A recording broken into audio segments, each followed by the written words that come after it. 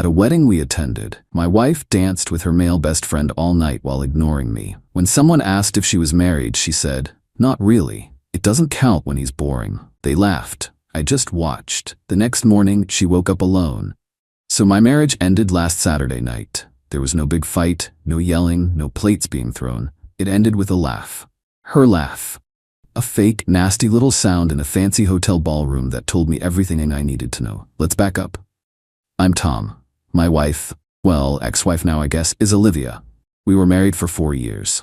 On the surface, things probably looked fine. Good house, nice cars, the whole deal. But underneath, the foundation was shot. I've known it for about a year. I'm a pretty observant guy. I notice things.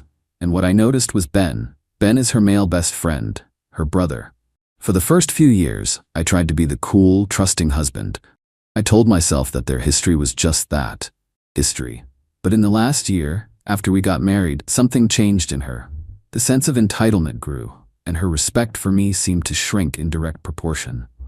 The red flags went from small, fluttering things in the distance to giant, flapping banners right in my face. It was the constant texting. The phone angled away from me whenever he messaged. It was the way she'd bring him up in every conversation, comparing my choices to what Ben would have done. The moment I knew I had to start planning my exit was about 8 months ago. We were planning a trip for our anniversary. I had spent weeks researching a quiet cabin in the mountains, the kind of peaceful getaway I knew we both used to love. When I showed her the pictures, she seemed underwhelmed. The next day, she came to me with a new plan. Ben was saying we should go to that new resort on the coast instead. It's supposed to be amazing. It wasn't a suggestion. It was a decision she had already made with him. My plans were irrelevant. We went to the resort.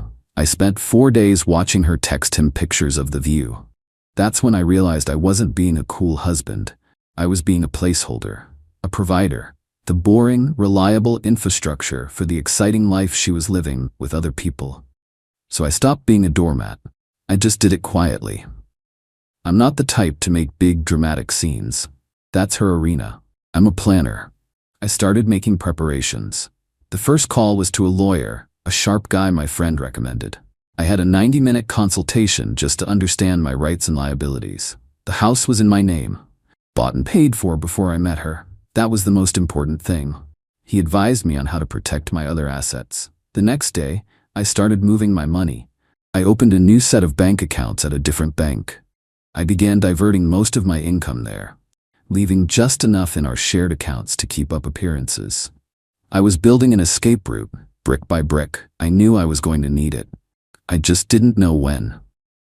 The wedding last Saturday was the final straw. It was for her friend from college. A huge, expensive party. Olivia was in heaven. She loves a crowd, an audience. She had bought a new dress for the occasion, one that she casually mentioned was a bit pricey, and put on our joint card. She spent the entire night attached to Ben's arm, laughing loudly, making a spectacle of themselves on the dance floor. She basically ignored me, and I let her. I wasn't there to fight for her attention. I was there to observe, to gather the final pieces of data I needed. I had a feeling the night was going to be important. Around 10, I was standing near the bar, talking to the groom's uncle. She was with Ben and a few other people I didn't know. I saw some woman point at Olivia's wedding ring and ask if she and Ben were married. Instead of just saying no and pointing to her actual husband standing 20 feet away, Olivia put on a show. She laughed this high, fake laugh and said, "Oh, I'm married, but not to Ben, unfortunately." Then she leaned in, all conspiratorial, and said, "Not really anyway. It doesn't count when he's boring." The group laughed, a polite but definitely condescending laugh.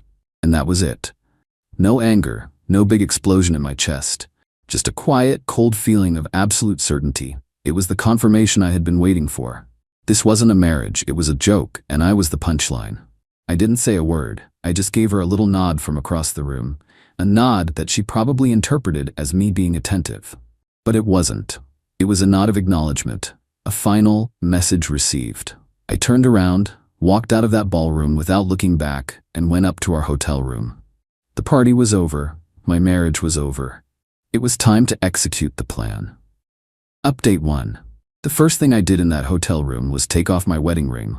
I set it on the dresser and just looked at it for a minute. It felt like taking off a costume.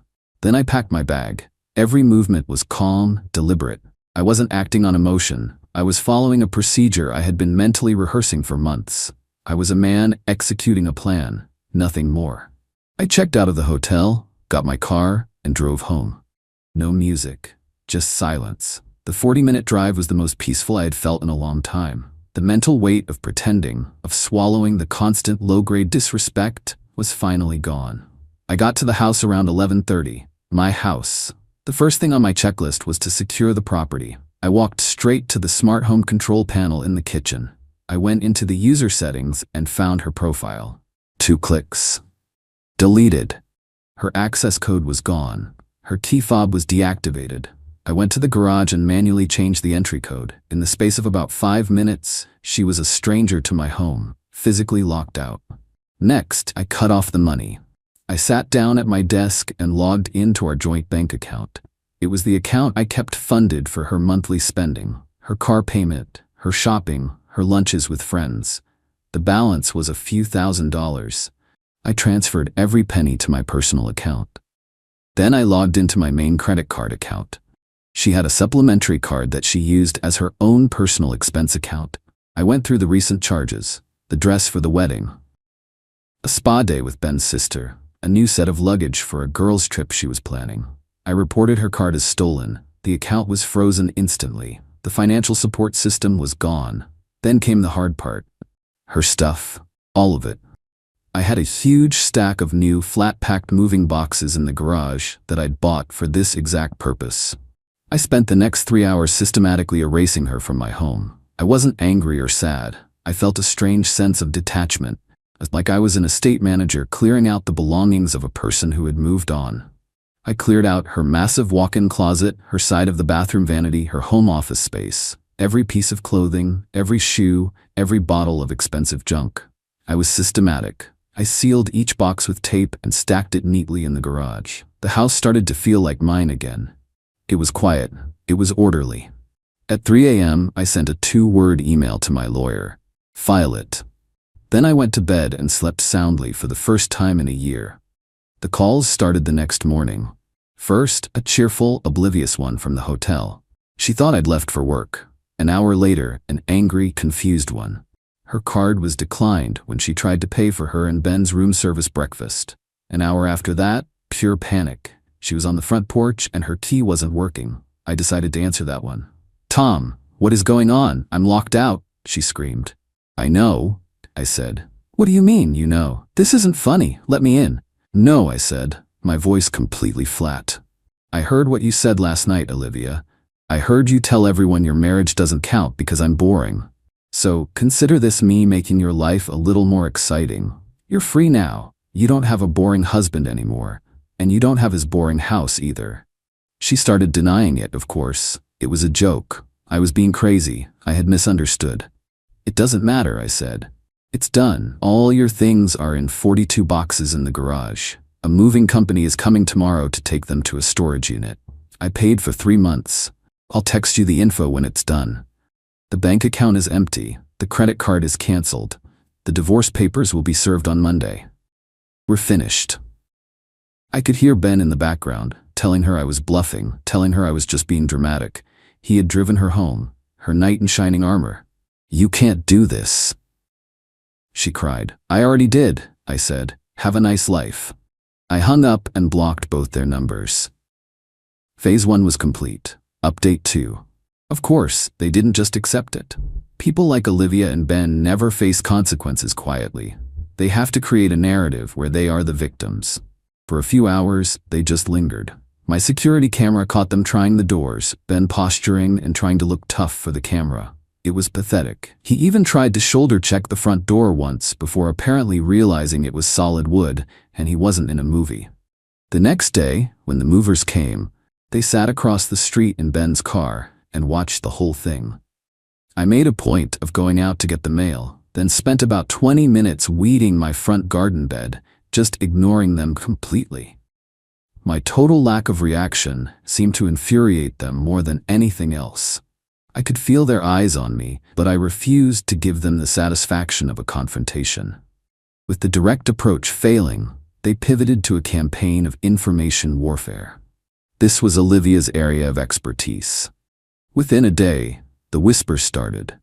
I was the villain, the jealous, controlling husband who couldn't handle her having a male friend. The story they concocted was that I'd had a breakdown at the wedding, imagined things, and flew into a violent rage, kicking her out of her home.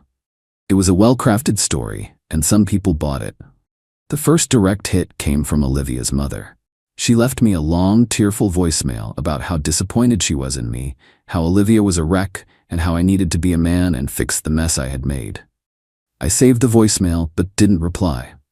Then I got texts from some of Olivia's aunts, angry, accusatory messages. I was a monster. I was abusive. They were going to make sure everyone knew the truth. They were trying to isolate me. They didn't realize I had already isolated them. I knew I needed proof. Hard proof. A wedding is a public event, and in 2025, everything is filmed. I didn't want to deal with the official videographer. I thought about who would have the most footage. The bride's younger cousin, a girl named Maya. She had been glued to her phone all night, filming everything for her Instagram. I found her online and sent her a message. I told her I was putting together a little memory book for the bride and groom and that I'd love to get her clips from the reception. She was happy to help. She sent me a link to a folder with all her videos. I spent an hour going through them, and then I found it. A video of some people on the dance floor. But in the background, perfectly framed and perfectly audible, was the conversation at the bar. The woman asking the question. Olivia's high-pitched, fake laugh. And her voice crystal clear, saying, "Not really anyway. It doesn't count when he's boring." It was my silver bullet. I clipped the video. Just that 10-second piece. I wasn't going to post it for the world to see. That wasn't the plan. The plan was surgical. I sent a group text. The recipients were a very specific list of people.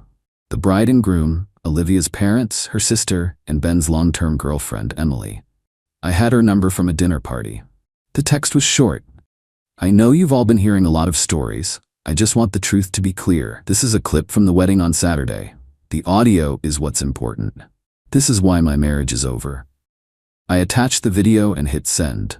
Then I put my phone on silent and went for a long walk. Final update. It's been 6 months. The divorce is final. My lawyer said it was one of the quickest he'd ever seen. A video of your wife publicly renouncing your marriage tends to remove all her bargaining power. The video didn't just end my marriage, it ended their whole world. The bride and groom were furious with Olivia for creating such a toxic drama at their wedding and cut her off completely. They even sent me a separate apology, which was a classy move. Her parents were the real tea. They are obsessed with their public image, and the video of their daughter behaving so crassly was the ultimate humiliation. The story I heard was that they confronted her with the video, and when she couldn't deny it, they completely withdrew their support, both emotional and financial. The lawyer she had hired on their dime was promptly fired. She was told to get a job and stand on her own 2 feet for the first time in her life. Ben got the worst of it. His girlfriend, Emily, was a firestorm. She didn't just dump him, she went public. She posted the video clip on her own social media, tagging both of them. She wrote a long post about the years of lies and disrespect. She torched them. The story went viral in our social circle. Their smear campaign against me was instantly forgotten, replaced by a public shaming of them. I also heard from a friend that Emily's father, who's a prominent local businessman, made a few calls. Ben's sales career, which relied heavily on reputation and networking, is now in shambles. Olivia's life, from what I've pieced together, has completely imploded. She has no money, her parents are barely speaking to her, and her friends have scattered. Ben, now a social outcast, wants nothing to do with her. She had to get a job as a waitress to support herself. She's living in a small apartment with 3 roommates. The exciting life she thought she was entitled to is gone. I sold the house. I wanted a fresh start. I bought a smaller place, a condo downtown with a great view. It's my space. It's quiet. But the best revenge wasn't kicking her out. It was simply showing people the truth. She and Ben built their entire relationship on a foundation of lies and disrespect. All I did was hold up a mirror. They couldn't stand the reflection. She called me boring. Maybe I am. But my life is stable. It's honest. It's peaceful. Her life, the one she chose, is a chaotic mess. She woke up alone in that hotel room, but the truth is, she'd been alone in our marriage for a long time. I just finally made it official.